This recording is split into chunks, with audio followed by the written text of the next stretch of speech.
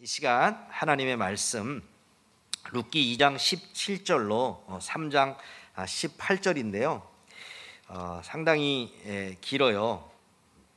그래서 9절로 12절까지만 잠깐만요.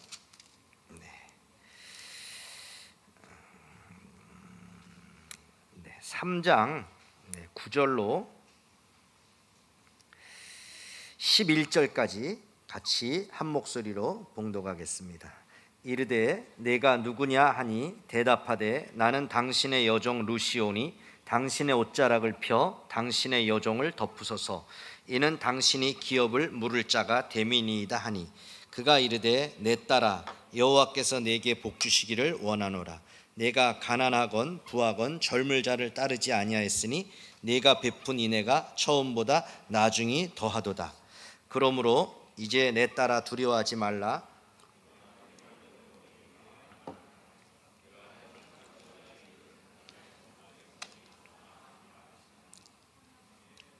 12절까지 11절까지입니다. 다 아느니라. 아멘. 보아스를 보았는가? 보아스를 보아스, 이 제목으로 하나님의 말씀을 전하도록 하겠습니다. 우리는 지난번에 두 번에 걸쳐서 룻기에 대한 말씀을 들었습니다. 지난 시간 룻기 2장을 통해서 룻이 이삭을 주러 갔는데 우연히 보아스, 엘리멜렉의 친족 보아스의 밭에 들어갔다. 마침 그때 보아스가 그 밭에 오게 되어서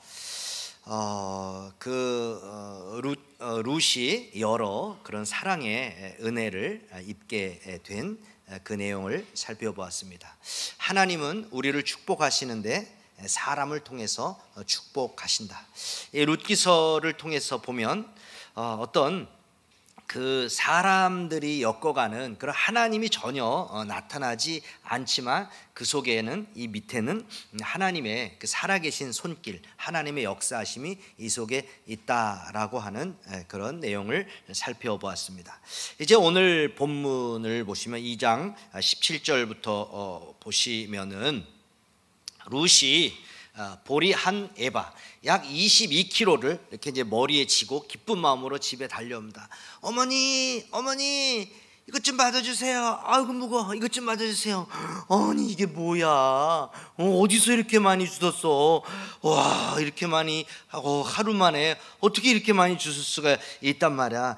어머니 제가 한밭에 들어가서 보리를 줍는데요. 글쎄 그 주인이 오지 뭐예요? 그래서 그 베는 자들을 거르는 대장에게 저에 대해서 물어보더라고요. 그래서 저에 대한 얘기를 듣더니 그 주인이 제게 와가지고 다른 밭에 가지 말고 이 밭에서만 보리를 주우라고 했어요. 그리고 그 소녀들과 함께 있으면서 그 소년들이 보리를 벨 때 그 뒤를 따라가면서 보리를 주우라고 그렇게 했어요. 목이 마르면 떠놓은 물도 마음껏 마시라고 하고, 글쎄 어머니 점심시간에 저한테 와서 같이 떡을 먹자고 하더라고요. 또 좀 있다가 또 그 구운 보리를 볶은 곡식을 줬는데 얼마나 많이 줬는지 제가 먹고 배가 불러서 이렇게 싸왔어요. 어머니, 아이 그래, 근데 그 밭이 누구 밭이냔 말이야.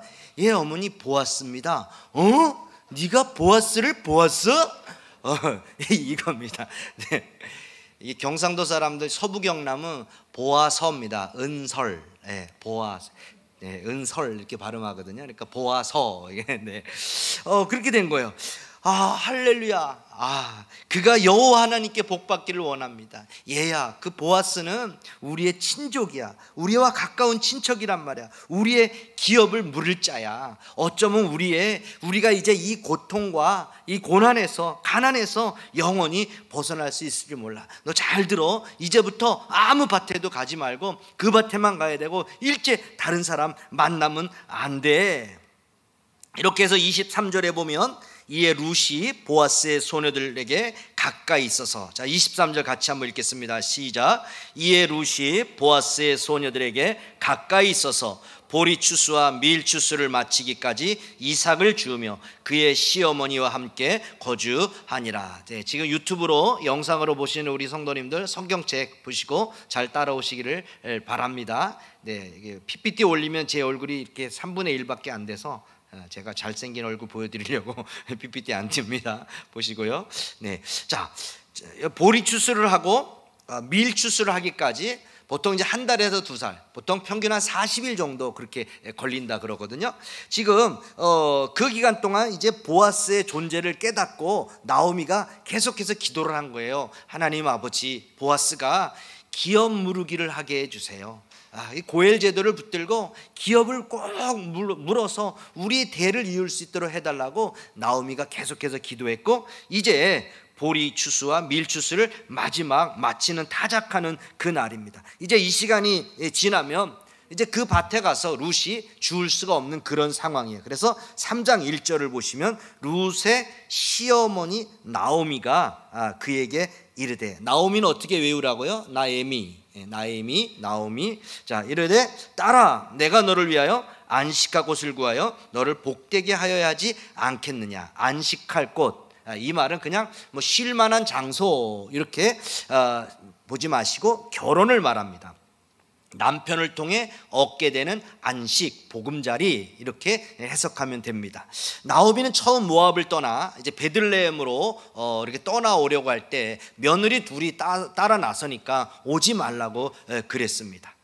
너희 어머니의 집으로 돌아가라. 1장 8절에 여기 어머니의 집, 가옥이 아니고 이제 결혼으로 남편을 다시 만나서 가정을 이루는 그것을 의미합니다. 그리고 이어서 1장 9절에서는 자기 남편의 집에서 위로를 받게 하시길 원하노라. 자, 남편의 집을 위로받는 곳으로 그렇게 말했습니다. 그러니까 1장 8절 어머니의 집이라고 말했고, 9절에 가서는 남편의 집이라고 말했고, 오늘 여기서는 안식할 곳 이렇게 바꿔서 말한 겁니다. 그러니까 어머니 집, 남편의 집, 안식할 곳, 다 결혼을 이야기하고 있는 똑같은 표현입니다. 나오미 이제 룻이 남편을 만나서 너가 결혼을 하도록 하겠다고 위대한 그 결단의 선언을 지금 며느리에게 선포하고 있는 겁니다.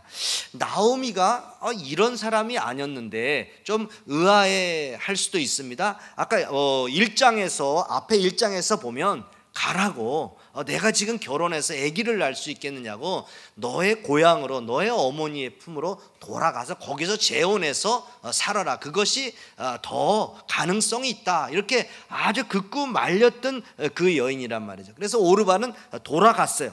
근데 룻의 이야기를 듣고 보아스라는 사람을 딱 알고 나니까 이 보아스를 통해서 우리 가정이 다시 재건될 수 있겠구나, 그런 희망을 품고 계속해서 기도하고 그가 오늘 이 보아스와 룻을 결혼을 시키려고 구체적인 작업을 지시하고 있는 겁니다. 그게 오늘 2절과 4절입니다. 함께 읽겠습니다. 내가 함께하던 하녀들을 둔 보아스는 우리의 친족이 아니냐. 보라, 그가 오늘 밤에 타작마당에서 보리를 까불리라.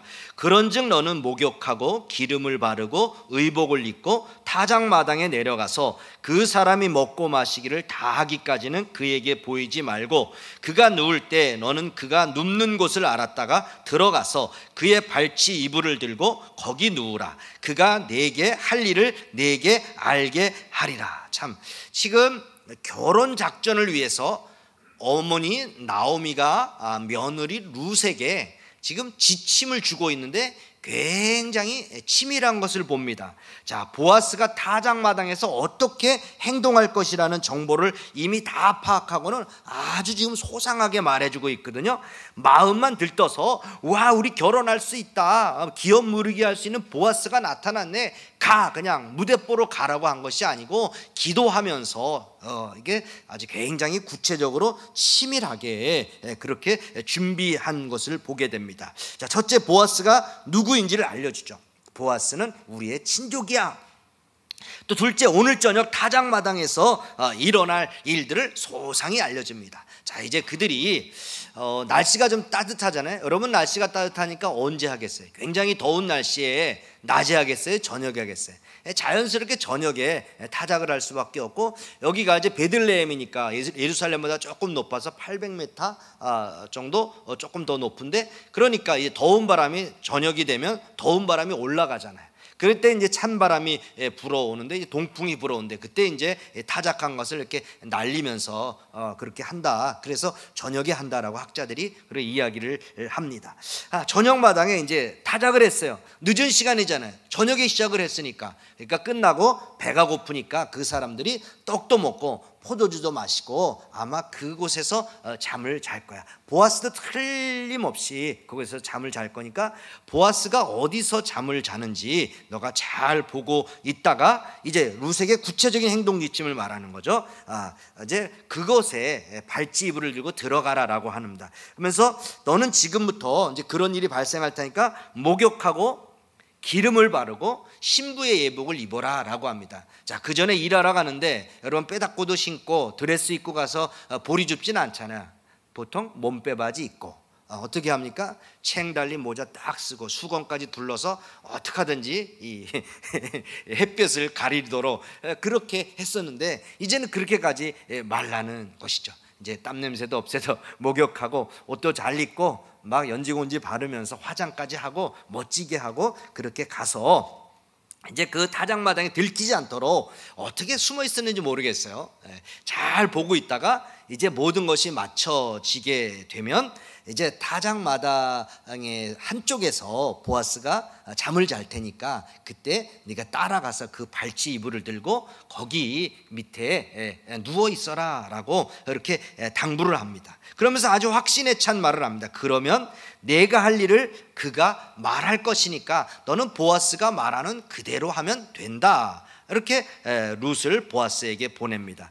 자, 1장과 2장에 보면 나오미는 굉장히 소극적인데, 오늘 3장에 보면 굉장히 지금 적극적으로 막 룻에게 푸시하고 있는 그 모습을 봅니다. 보아스가 하나님께서 우리 가정에 보내준 기업물을 짜라고 하는 그 확신을 얻으니까 이렇게 확신에 찬 행동을 하고 있습니다. 우리는 믿음이 좋다라고 할 때 아무 일도 안 하고 오직 하나님께서 하시도록만 하는 그것이 굉장히 믿음이 좋은 것으로 그렇게 생각합니다. 나는 아무것도 안 하고 넋놓고 있으면서 하나님께서 하시도록 하는 것을 믿음이 좋다 그렇게 생각을 하는데요, 그것은 성경에 대한 오해입니다. 우리가 예전에 살펴봤던 느헤미야를 살펴보면 느헤미야가 예루살렘 성 중건을 위하여서 그가 철저하게 준비를 합니다. 그가 52일 만에 성벽 재건을 마칠 수 있었는데요, 이제 그 느부갓네살이 아니고 아닥사스다 왕이 자, 네가 몇 날이 걸리겠느냐 하고 날짜를 정하고 또 다녀올 때 그 땅에는 나무가 없으니까 또 아삽 산림청장관 아삽에게 이야기해서 나무를 좀 주십시오. 내가 가는데 신변에 위험이 있으니까 조소를 줘서 무사히 좀 통과하게 해 주십시오. 철저하게 기도만 한 것이 아니고 울면서 금식하며 기도하면서 그곳을 철저하게 준비한 그런 모습을 우리는 보았습니다. 오늘 이 나오미도 마찬가지입니다. 그냥 앉아서 기도만 한 것이 아니고 룻과 보아스를 결혼시키기 위해서 철저히 준비를 했던 것입니다. 우리가 구원받는 것은 성령님의 100% 단독 사역입니다. 성령이 아니고서는 예수를 주로 시인할 수 없느니라 그랬잖아요. 그런데 우리가 이제 어떤 일을 해 나갈 때에는 이제 나의 50%와 하나님의 50%, 성령님의 50%가 그렇게 합쳐져서 100%가 되는 것이 아니고요, 내가 100%를 다해야 됩니다. 최선을 다해서 나의 100%의 노력을 다하고 성령님도 100%의 노력을 다하는 겁니다. 그냥 감이 떨어지도록 하는 그것은 올바른 신앙, 좋은 신앙이 아닌 겁니다. 자, 희한한 것은 나오미가 그렇게 말했는데 룻이 그대로 다 순종을 했다는 사실입니다. 어떻게 보면 남의 집 유부남의 그 이불 속으로 어머니가 지금 들어가라라고 하는 거잖아요. 그러니까 어머니, 이거는 안 됩니다. 전 두렵습니다. 부끄럽습니다. 이거는 도저히 윤리적으로 할 수 없는 일입니다. 거절할 수 있었는데 5절을 보면 룻이 시어머니에게 말합니다. 어머니의 말씀대로 내가 다 행하겠습니다. 이것에 대해 룻기의 저자는 아예 공증까지 해버리는 거예요. 인증샷을 딱 때려줍니다. 그가 타작마당으로 내려가서 시어머니의 명령대로 다 하니라. 자, 룻이 순종을 하니까 정말 그 나오미가 말한 대로 착착착착 모든 일이 순조롭게 잘 진행이 돼요. 7절과 8절 한번 보세요. 같이 읽습니다. 시작. 보아스가 먹고 마시고 마음이 즐거워 가서 곡식단 더미의 끝에 눕는지라. 룻이 가만히 가서 그의 발치 이불을 들고 거기 누웠더라. 밤중에 그가 놀라 몸을 돌이켜 본즉 한 여인이 자기 발치에 누워 있는지라. 자, 룻이 보아스의 발치에 이불을 들고 거기에 누웠어요.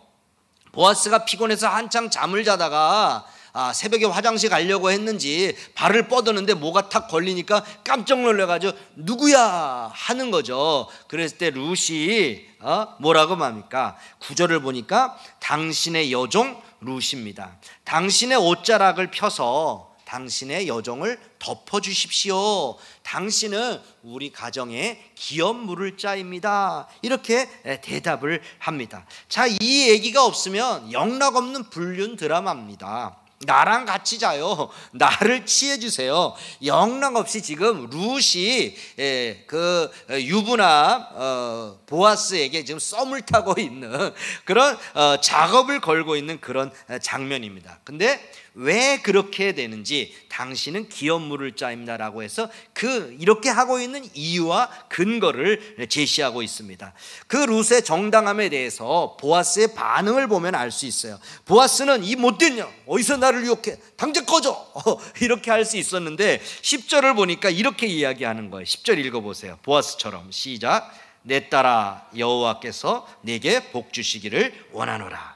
내가 가난하건 부하건 젊을 자를 따르지 아니하였으니 이내가 처음보다 나중이 더하도다. 자, 보아스는 지금 난데없이 찾아와서 결혼해달라고 프로포즈하고 있는 이 룻의 모습을 보면서 이 행동이 엘리멜렉의 가문을 이어가려고 하는 그 아름다운 행동임을 칭찬하면서 지금 하나님의 복을 빌어주고 있습니다. 그리고는 또 계속 성경을 보십시오. 이제 내 딸아 두려워하지 말라 안심을 시키고 있습니다. 자, 여러분 얼마나 두려웠겠어요. 시어머니의 말에 순종해서 가기는 갔지만 이게 생각대로 안 되면 얼마나 큰 창피를 당하겠습니까? 얼마나 큰 모욕을 당하겠습니까? 또 설사 그렇게 된다 할지라도 이게 제대로 잘 되겠습니까? 아니면 그냥 자기 몸만 뺏기고 그런 일이 진행되지 않으면 어떡해요? 많은 두려움이, 많은 생각이 이 룻 가운데 있었을 거예요. 그때 보아스가 두려워하지 말라고 그에게 이렇게 안심을 시켜줍니다. 사실 이 보아스는 꼭 기업을 물을 책임이 없습니다. 사장에 가면 아무개라는 사람이 순번에서 빠르거든요. 그러니까 나는 순번이 늦다, 꼭 해야 되는 도덕적 의무가 있는 것이 아니야. 안 해줘도, 기업을 안 물어줘도 아무도 그것에 대해서 책망할 사람이 아무도 없습니다. 그럼에도 불구하고 순번도 아니고 책임과 의무도 없기에 정당하게 거절할 수 있지만 룻의 프로포즈를 받아주고 있습니다. 왜 그러냐 하면 젊은 룻에게 반해서 그럴까요? 예쁘니까, 모압 여자가 아유 예쁘니까, 그게 아니고 하나님의 사랑 때문입니다. 2장에 보아스가 2장에 그 장면이 나오는데 보아스가 그렇게 한 것은 하나님의 사랑 헤세드 때문입니다. 자, 룻이 당신의 옷자락으로 나를 덮어주세요 라고 그렇게 요청하였던 것도 이 하나님의 사랑에 근거합니다. 2장 13절에 룻이 보아스를 처음 보았을 때 내 주여 내가 당신께 은혜 입기를 원합니다. 나는 당신의 하녀 중에 하나와 같지 못하지만 당신이 이 하녀를 위로하고 마음을 기쁘게 하는 말씀을 해주셨습니다. 자, 지금 룻이 처음 보아스를 보았을 때에 자신을 거기 있는 시녀들, 하인들과 똑같이, 하녀와 똑같이 자신을 표현을 했는데, 오늘 기업 무르기를 요구하는 3장 9절에 보면 이 여종이다라고 표현을 했는데, 우리말로는 똑같은 여종이지만 원문을 보면 앞에는 시프하고 여기는 아나입니다. 그러니까 여기는 결혼을 염두에 둔 그런 표현입니다. 아내가 될 사람이 남편에게 자기 자신을 지칭할 때 아마라고 하는 이 단어를 사용했습니다. 그러니까 당당하게 자신의 그 남편이 되어 줄 것을 요구하고 있는 것은 이 하나님의 그 사랑을 알기 때문에, 그런 인간적으로는 안 해줘도 아무 상관이 없지만 정말 하나님의 그 사랑, 헤세드의 그 하나님의 사랑으로 나를 좀 구해달라, 나를 사랑해달라, 그렇게 요구하고 있습니다. 자, 여러분, 기업 무르기 지난주에 설명을 했죠. 고엘, 이거는 뜻이 구원자, 대신 빚을 갚아주었다, 그런 뜻이에요. 예수님이 생각이 나죠. 예수님이 십자가 위에서 내가 다 이루었다, 테텔레스 다이, 값을 다 치루었다, 인류의 과거 현재 미래의 모든 죄를 다 치렀다, 값을 다 치렀다라고 하셨던 그 예수님이 생각나지 않습니까? 그것처럼 룻은 지금 보아스에게 하나님의 사랑을 보여달라는 것입니다. 그것을 알아차린 보아스는 그동안의 룻의 행동을 인해, 헤세드라는 말로 요약을 합니다. 네가 네 고향 땅 부모에게로 돌아갈 수 있지만 하나님의 사랑 때문에 어머니 나오미를 따라와서 지금까지 이삭 줍기를 하면서 지극정성으로 섬긴 것을 안다라고 하면서 그 인애로서 그것을 표현하고 있습니다. 10절에 나오죠. 내가 베푼 인애가 처음보다 나중이 더하다. 이게 이제 헤세드라고 하나님의 사랑을 말합니다. 자, 여러분 발견하셨어요?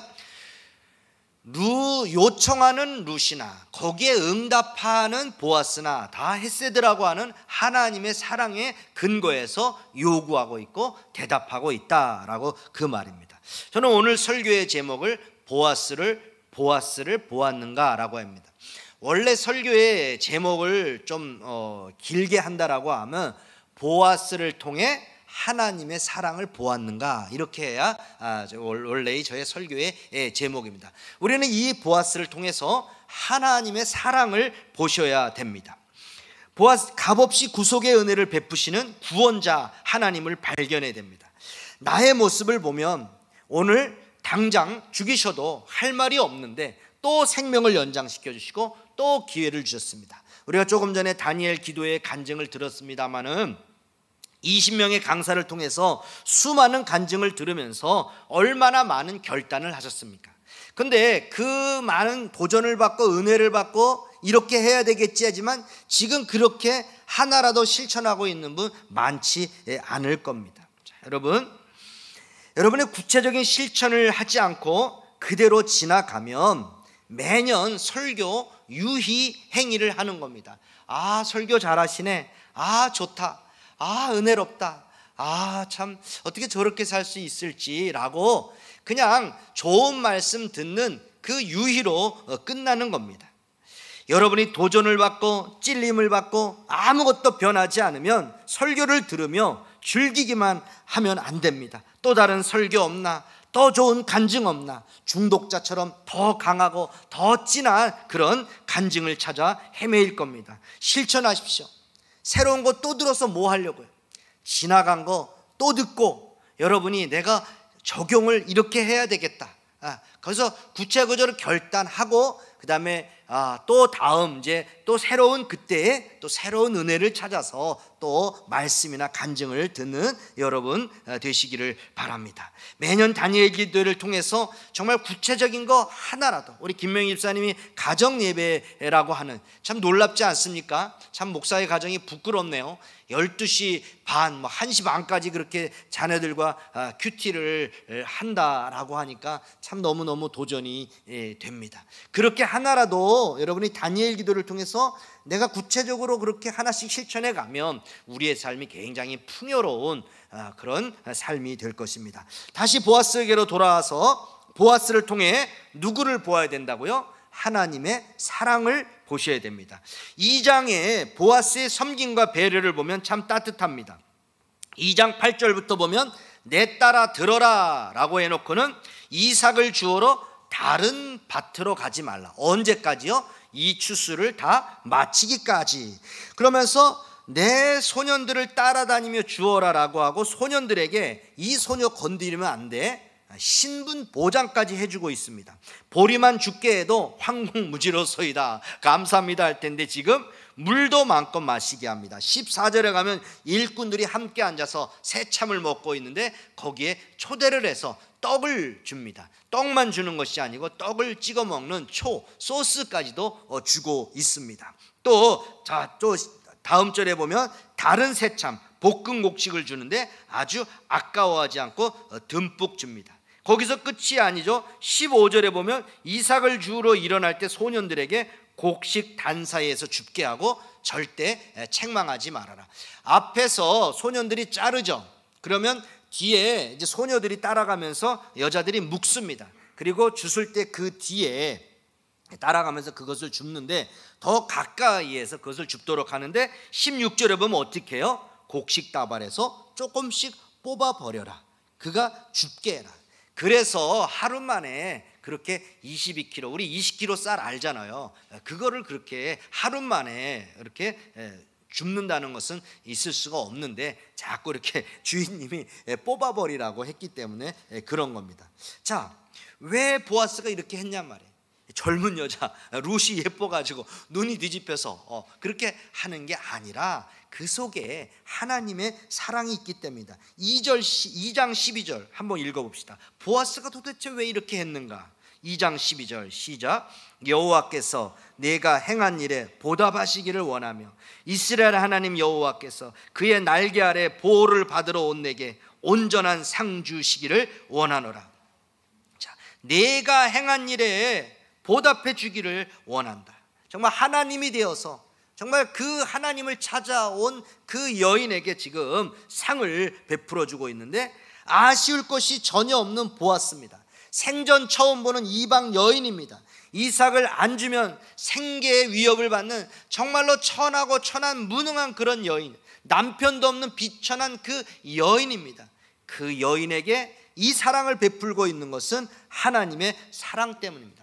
보아스의 이런 사랑 때문에 룻이 너무 놀래가지고 땅에 엎드려 얼굴을 땅에 대고 절하며 마치 왕이나 신 앞에 가서 엎드리는 것처럼 그렇게 땅에 엎드려 얼굴을 땅에 대고 절하며 나는 이방 여인이거늘 어찌하여 내게 이런 은혜를 베푸시며 나를 돌보시나이까 감격하는 것을 보며 그 보아스의 호의와 친절이 얼마나 컸는지를 우리는 알 수가 있습니다. 자, 이렇게 보아스가 우룻에게 행하는 이 사랑이 신학적인 원어 단어로 뭐라고 한다고요? 헤세드. 아마 이 단어는 일반적으로 아마 다 알고 있을 겁니다. 이 말은 히브리어인데 한국말로 번역하기가 굉장히 어렵습니다. 그래서 자비, 인애, 긍휼, 사랑, 은혜, 여기 이제 나온 은혜, 이런 단어로 그렇게 표현을 했는데 어찌됐든 이 헤세드는 내가 그 사람에게 해줄 책임도 없고 의무도 없고 안 한다고 해서 비난도 없고 안 받고 하등의 문제가 없는데 그럼에도 불구하고 사랑을 베풀 때 그것을 헤세드의 사랑이다라고 말합니다. 자, 여러분, 이 헤세드, 어려운 단어를 목사님 쓰시네요. 쉽게 설교하시던데. 자, 지금 이 보아스를 통해서 누구를 보아야 돼요? 자꾸 여러분 보아스를 보면서 누가 떠올라요? 자연스럽게 하나님의 사랑이 떠오르잖아요. 우리는 이 보아스의 그 사랑의 행동을 통해서 하나님의 사랑을 발견해야 되는 겁니다. 그렇다면 하나님께서 왜 보아스를 통해 우리에게 이 헤세드를 말씀하고 계십니까?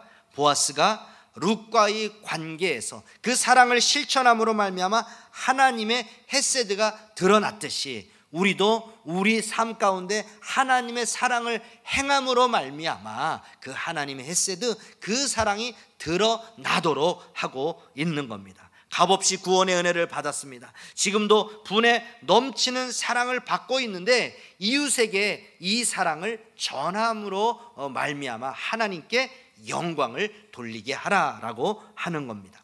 마태복음 22장 35절부터 보면 한 율법사가 예수님을 시험하려고 선생님, 율법 중에 어느 계명이 가장 크죠? 그러니까 예수님이 대답합니다. 내 마음을 다하고 목숨을 다하고 뜻을 다하여 주 너의 하나님을 사랑하라. 이것이 크고 첫째 되는 계명이요 둘째도 그와 같으니 내 이웃을 내 몸과 같이 사랑하라. 그러면서 이 두 계명이 온 율법과 선지자의 강령이다. 마태복음 22장에서 그렇게 말합니다. 온 율법과 선지자의 강령, 구약 성경을 말하는데 전체적인 성경을 말하고 있습니다. 그러니까 성경이 말하는 가장 큰 계명은 위로 하나님을 사랑하는 것이고 아래로는 사람을 사랑하는 것인데, 우리는 생각할 때 하나님 사랑이 첫째고 두 번째 사랑이 이웃 사랑이다 라고 합니다. 두 가지가 충돌하게 되면 하나님 사랑이 먼저인 것으로 그렇게 생각을 하는데, 둘째도 그와 같으니, 마태복음 22장 39절에 보면 둘째도 그와 같으니, 그러니까 하나님을 사랑하면 이웃 사랑으로 자연스럽게 나타나야 된다 그럽니다. 네가 이웃을 사랑하는 그 행동을 보면 너가 하나님을 사랑하는지 안 사랑하는지 알 수 있다. 바로 그 말입니다. 정말 이번 다니엘 기도회를 통해서 정말 성도들이 경악한 이야기를 들었습니다. 구체적인 자세한 내용을 제가 몰랐는데 그냥 아버지에게, 목사인 아버지에게 9년 동안 성폭행을 당했다라고 하는데, SBS를 보니까 6살 때 임신을 시켜가지고 그 딸을 데리고 가서 병원에 가서 임신 중절을 시키더라고요. 그런 나쁜 새끼 예, 그런 짐승 같은 사람이 있는데 왜 그랬을까? 사울이 정말 그 악신이 들렸다 그랬잖아요. 목사라고 할지라도 악한 영에 사로잡히니까 정말 그런 악마 같은, 짐승 같은 그런 짓을 하였던 것입니다. 김영서 자매의 아버지, 그 짜스기 목사지만 하나님과 올바른 관계를 맺어지지 않으니까 그런 일을 한 겁니다. 신앙생활의 성공은 관계입니다. 진짜 하나님을 사랑하는 사람은 이웃을 사랑합니다. 진짜 내가 하나님을 사랑한다면 우리의 가족을 사랑합니다. 내가 진짜 하나님을 사랑하면 안 믿는 사람을 사랑하고요, 정말 진짜 하나님을 사랑하면 애완견도 사랑하고 가족, 이 자연도 사랑하게 되는 것입니다. 내가 하나님을 사랑하는가 안 사랑하는가 바로미터, 잣대가 뭐라고요? 이웃을 사랑하는가 안 사랑하는가.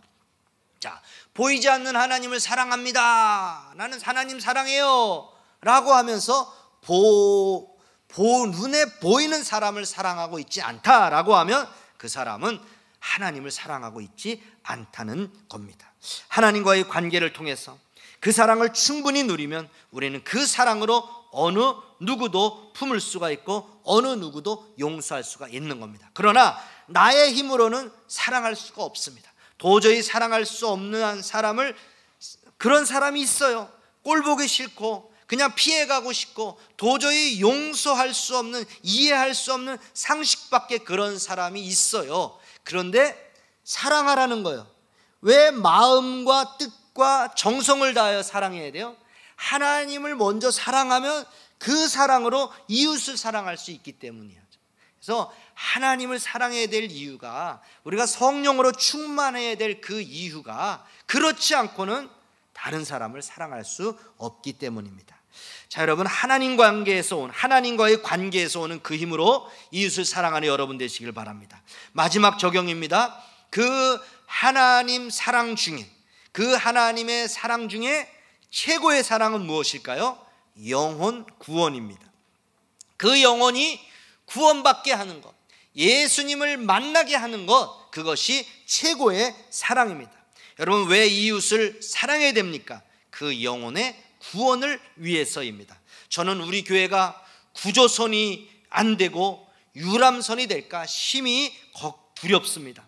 여러분의 목장이 영혼을 구원하는 구조선이 아니고 먹고 마시고 즐기고 행복한 그런 유람선, 크루즈선이 될까 저는 심히 염려스럽습니다. 두렵습니다. 올 한 해 코로나 속에서 목장으로 모이시느라고 참 수고하셨습니다. 그러나 여러분의 목장이 유람선이 되어가지고 여러분끼리만 먹고 마시고 즐기는 것으로 끝나면 안 되지 않습니까? 집에 가서도 마찬가지입니다. 이기적이 되어서 혼자 요트 타고 즐기면 안 됩니다. 또 여러분 가족끼리 저 유원지에 가면 오리배 있잖아요. 가족끼리 오리배 타고 우리끼리 즐겁고 행복하고 그것으로 끝나면 안 됩니다. 우리는 보아스처럼 우리의 사랑을 나타내어야 됩니다. 주의 복음을 전함으로 말미암아 사랑을 나타내어야 됩니다. 여러분이 5명의 VIP의 명단을 정하라고 했습니다. 그리고 각자 것을 모아서 목장에서 5명을 추리라고 했습니다. 각 목장이 한 사람만 전도하세요. 가능하면 한 가정만, 1년에 한 가정만 전도하세요. 많이 하라고 하지 않습니다. 가정교회에서 말할 때 그냥 목장이 1년에 한 가정만 전도해도 대단한 것이다 라고 이야기를 합니다. 이제 12월 20일에 우리가 성탄 축하 시간을 가질 때 그때 또 목장을 통해서 초청할 수도 있고, 또 25일 날 성탄 감사 예배를 드릴 때 목장별로 드릴 겁니다. 그때 그분들을 여러분이 초청할 수 있는 여러분 되기를 바랍니다. 이제 11월이 끝나갑니다. 이제 12월이 다가옵니다. 그 VIP의 명단을 생각하시며 보아스와 같이 그 하나님의 사랑을 그렇게 베푸는데 그냥 베푸는 게 아니고 그 영혼을 구원하기 위해서 접촉점으로 목표를 가지고 기도하면서 그 사랑을 베푸는 여러분 되시기를 바랍니다. 찬양하겠습니다. 시간이 조금 흘렀네요. 네. 하나님의 사랑, 주님의 눈물. 찬양할 때 봉헌하겠습니다. 장로님 시간.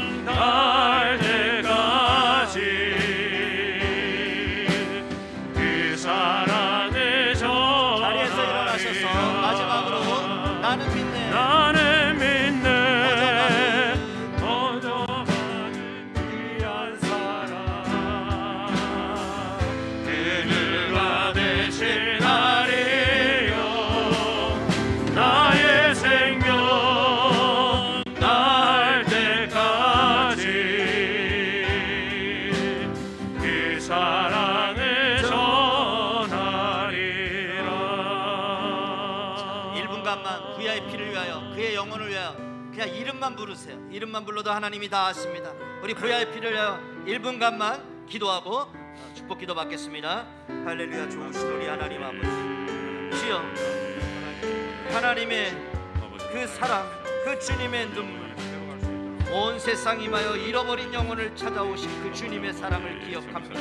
2000여 년 하늘 보좌를 버리고 이 땅 가운데 오셔서 하나님의 어린 양 되사 생명 주신 그 예수 그리스도의 사랑을 기억하기 원합니다. 이 시간 우리 성도들이 하나님 예수 믿기 원하여 이 생명 아버지 함께 누리기를 원하여 주의 이름을 부르고 있습니다. 이름을 주 앞에 올려드리는, 이름을 거론하는 그 한 사람 한 사람마다 하나님 아버지 구원의 역사가 있기를 소망합니다. 주여, 이 시간 VIP의 명단을 주 앞에 올려드립니다. 내가 예수 믿기를 소망하는 그 명단을 아버지 앞에 올려드립니다. 주여, 그 명단 기억하시고 아버지 그 영혼이 어서 빨리 주 앞으로 돌아오도록 주여 불쌍히 여겨 주시옵소서. 예수 믿지 못하게 낙한 막이 떠나갈지어다. 그의 구원의 역사를 방해하도 명하 떠나갈지어다. 주여, 마음의 빗장이 녹아지게 하시고 예수 그리스도를 믿는 하나님, 이번 하나님 성탄절 되어질 수 있도록, 오래 가기 전 하나님을 믿을 수 있도록, 우리 목장에 나와 우리의 사랑을 받을 수 있도록 주여 도와주시옵소서. 아버지 불쌍히 줄 믿습니다. 그 영혼을 구원하여 주시옵소서. 구원하실 줄 믿습니다. 아버지 주여,